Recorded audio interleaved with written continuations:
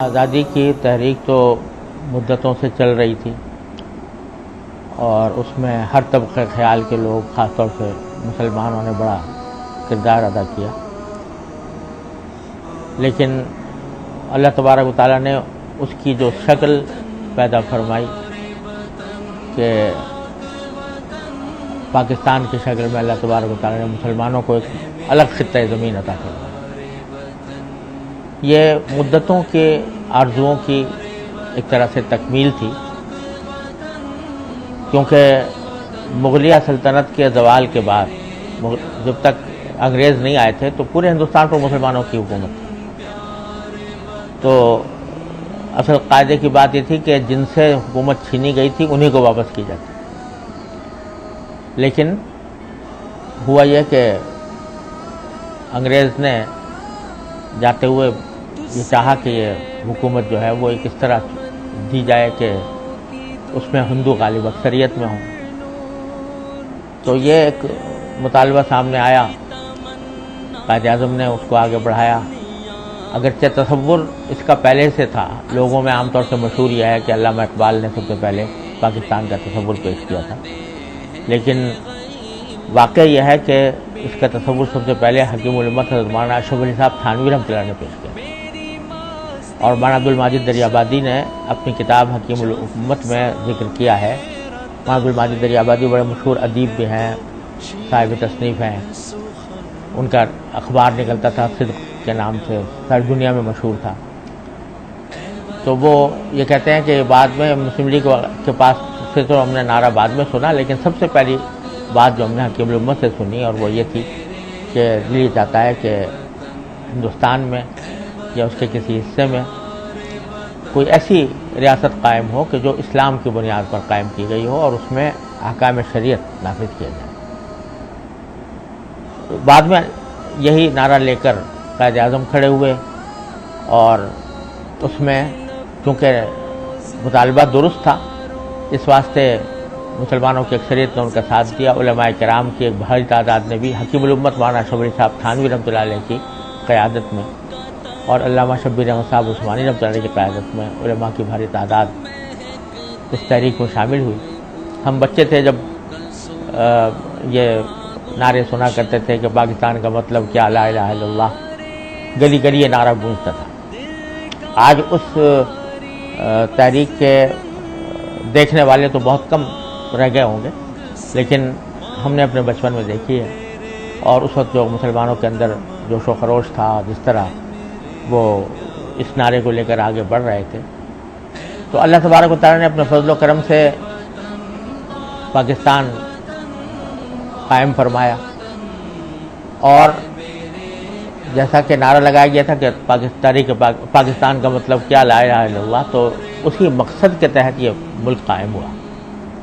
اور شاید اس دور میں یہ واحد ریاست ہے جو اسلام کے نام پر قائم ہے،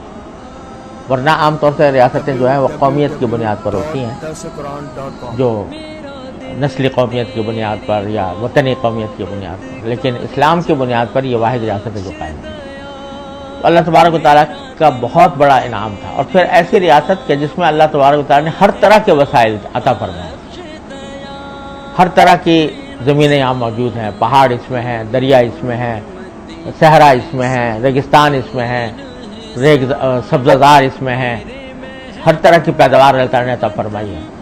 تو بہت بڑی نعمت اللہ نے دی، لیکن واقعہ یہ ہوتا ہے کہ اللہ تعالیٰ کی طرف سے جتنی بڑی نعمت ہوتی ہے تو اتنا ہی بندے کے اوپر اس کا شکر واجب ہوتا ہے، اور اگر آدمی چھوٹی نعمت کی ناقدری کرے تو اس کا بھی وبال ہے، لیکن ایک اتنی بڑی نعمت اس کی ناقدری کرے تو اس کا وبال بھی بڑا سخت ہے۔ لہذا اصل بات یہ تھی کہ پاکستان بننے کے بعد ہم اس مقصد کی طرف متوجہ ہوتے جس کے لیے پاکستان بنایا گیا تھا، لیکن ہماری شامت اعمال یہ ہے کہ ہم مختلف نعروں کے پیچھے چل پڑے، مختلف مقاصد کو حاصل کرنے کے لیے سرگرداں ہو گئے، تو اس کی وجہ سے ہم ابھی تک اس منزل تک نہیں پہنچ سکے جس منزل کے لیے پاکستان بنایا گیا تھا۔ لیکن اس کے باوجود الحمدللہ پاکستان موجودہ حالت میں بھی اس کے رہنے والوں کے لیے ایک بہت بڑی نعمت ہے، اب بھی بہت بڑی نعمت ہے۔ اور پیغام یہ ہونا چاہیے، ہر ایک مسلمان کو یہ پیغام جانا چاہیے، خاص طور سے جب یوم آزادی مناتے ہیں تو اس وقت میں خاص طور پر، کہ ہر ایک انسان یہ سوچے کہ اگر فرض کرو کہ پاکستان نہ بنتا تو اس کا کیا حال ہوتا، وہ کہاں ہوتا، کس کی غلامی میں ہوتا، کیا صورتحال ہوتی۔ اللہ تبارک و تعالیٰ نے یہ نعمت عطا فرمائی ہے تو اس کا شکر یہ ہے کہ اس کے احکام کی اطاعت کی جائے، اور اس پاکستان کو صحیح معنی میں پاکستان بنانے کے لیے ضروری ہے کہ جس بنیاد پر وہ قائم ہوا تھا اسی بنیاد کو سب سے اول اہمیت دی جائے، کہ وہ کیا ہے، انما المؤمنون اخوہ، کہ سارے مسلمان بھائی بھائی ہیں۔ لہذا جو تعصبات ہیں، چاہے وہ لسانی تعصبات ہوں، چاہے وہ فرقہ وارانہ تعصبات ہوں، مسلکی تعصبات ہوں، ان کو بالائے طاق رکھ کر اس مملکت کو صحیح معنی میں ایک اسلامی ریاست بنانے کی جد و جہد کریں، اور اس کا راستہ بند نہیں ہے، کھلا ہوا ہے۔ اور اگر ہم میں سے ہر ایک شخص اپنی زندگی کو اللہ تعالیٰ کے اور اللہ کے رسول صلی اللہ علیہ وسلم کے احکام کے مطابق بنائے اور اس بات کی جد و جہد کرے کہ ہمارا معاشرہ بھی اسی مقصد کے تحت آگے چلے، تو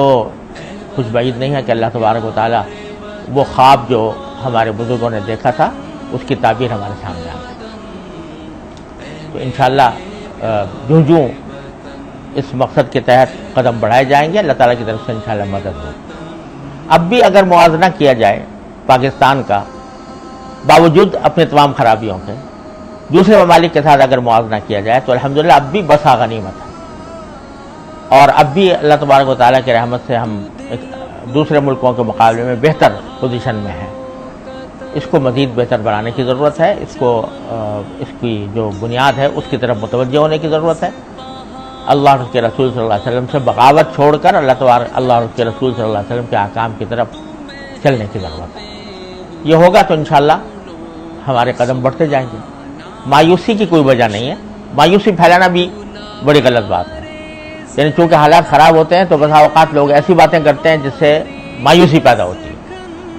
مایوسی ایک مسلمان کا شیوا نہیں ہے، مسلمان کا شیوا یہ ہے کہ اگر کوئی خرابی ہے تو اس خرابی کو بہتر بنانے کی کوشش کرے اور آخر دم تک کرتا رہے۔ کوشش بذات خود مقصود ہے، اگر اللہ کی رضا کی خاطر ہو تو کوشش بذات خود مقصود ہے۔ جو آدمی کوشش کر رہا ہے وہ کامیاب ہے، نتائج اللہ تعالیٰ کے قبض قدرت میں ہے، لیکن